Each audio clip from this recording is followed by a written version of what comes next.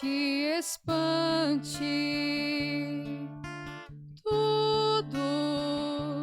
Tudo passa, só Deus não muda, a paciência tudo alcança, nada te falta com Deus no coração. Só Deus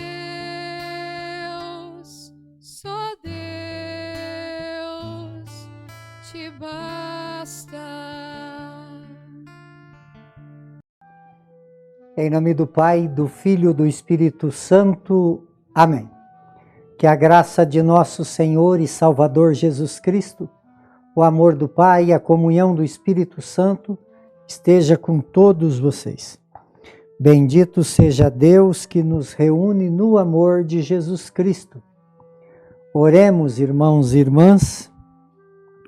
Ó Deus, vós dignastes multiplicar filhos adotivos no mundo inteiro e tornastes o sangue dos santos mártires, André e seus companheiros, uma fecunda semente de cristão. Concedei-nos que cada vez mais sejamos fortalecidos por seu auxílio e revigorados por seu exemplo.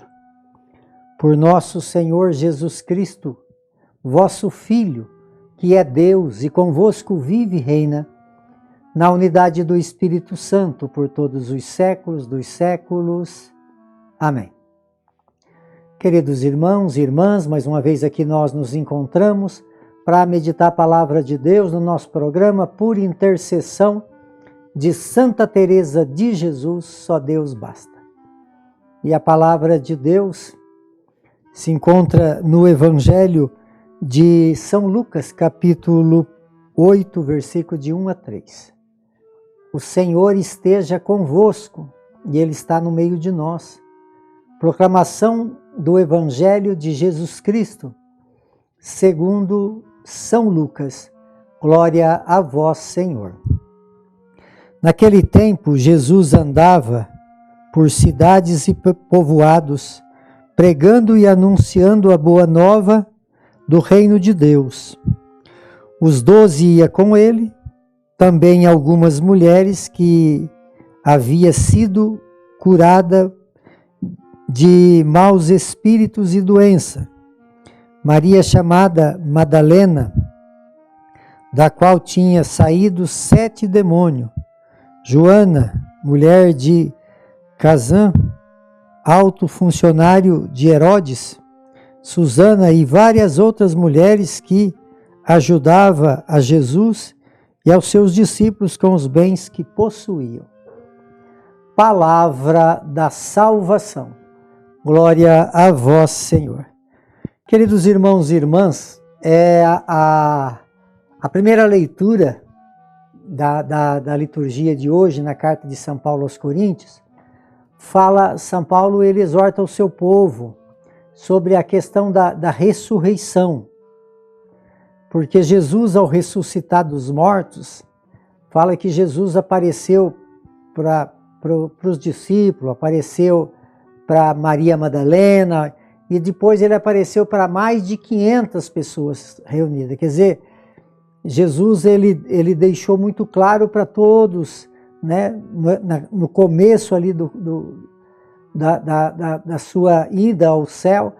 Antes disso, ele deixou muito claro a sua ressurreição, ele se mostrou, né? Ele se mostrou. E aqui fala de algumas dúvidas que tinham sobre a ressurreição.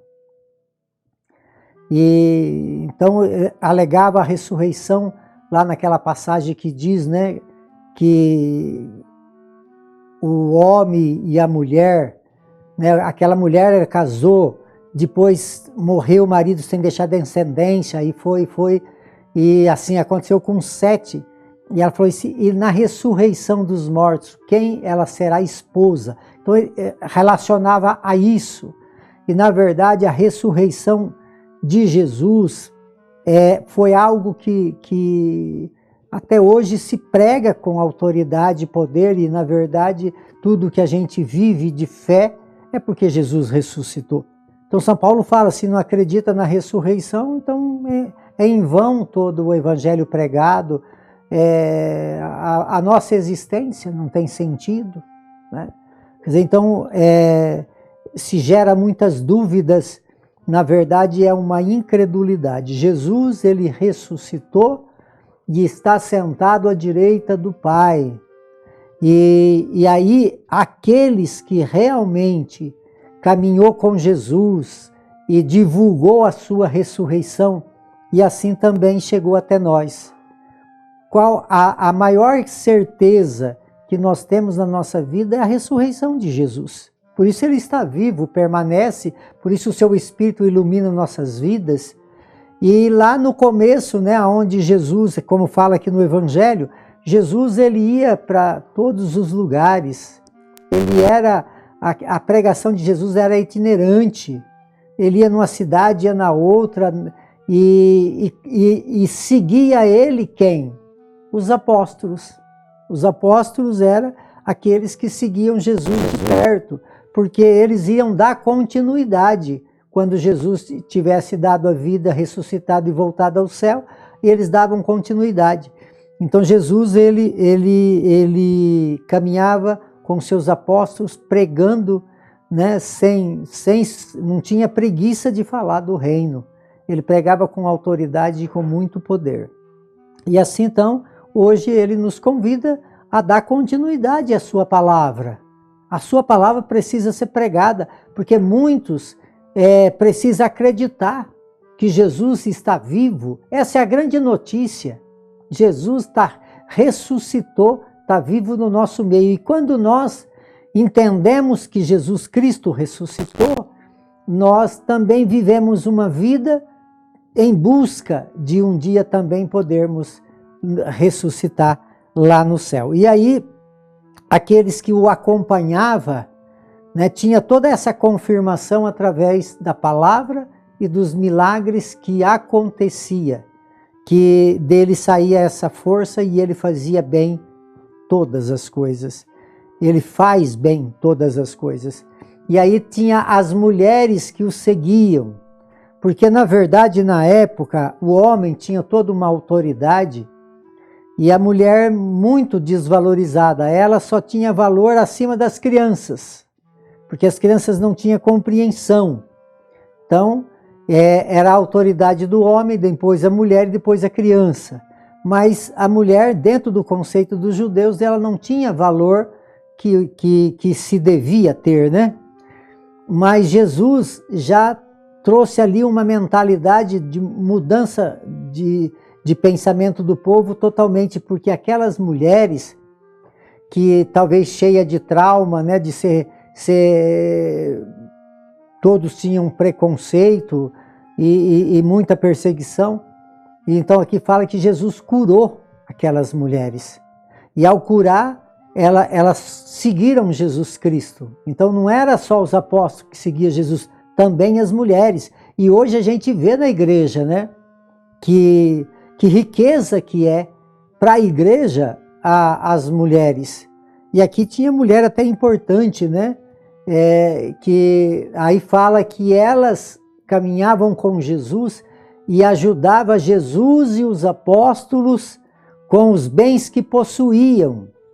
Aí entramos então numa área muito importante da nossa fé, porque quando se fala em dinheiro, se fala de algo que se torna difícil. Santo Agostinho dizia que a maior dificuldade de conversão é no bolso. E na verdade aqui, como elas ajudavam com os bens que possuía, assim também a nós que temos a igreja como o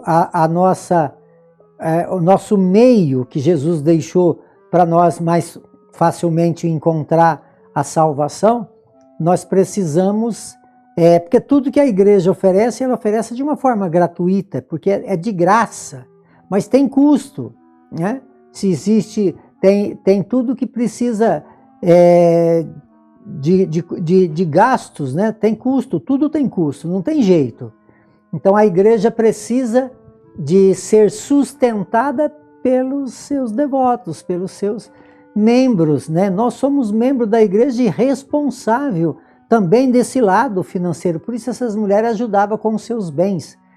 E aí entra então a questão do dízimo.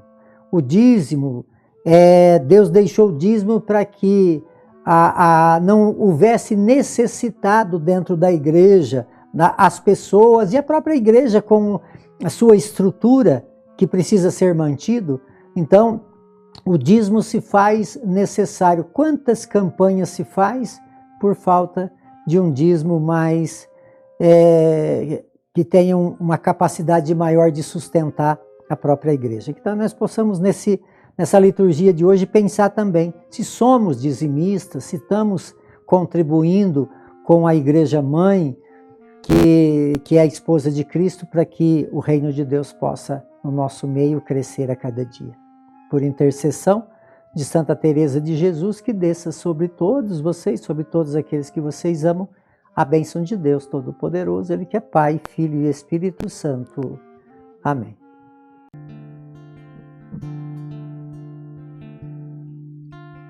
Nada te perturbe,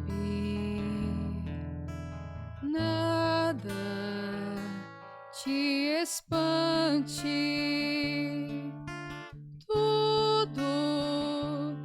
tudo passa, só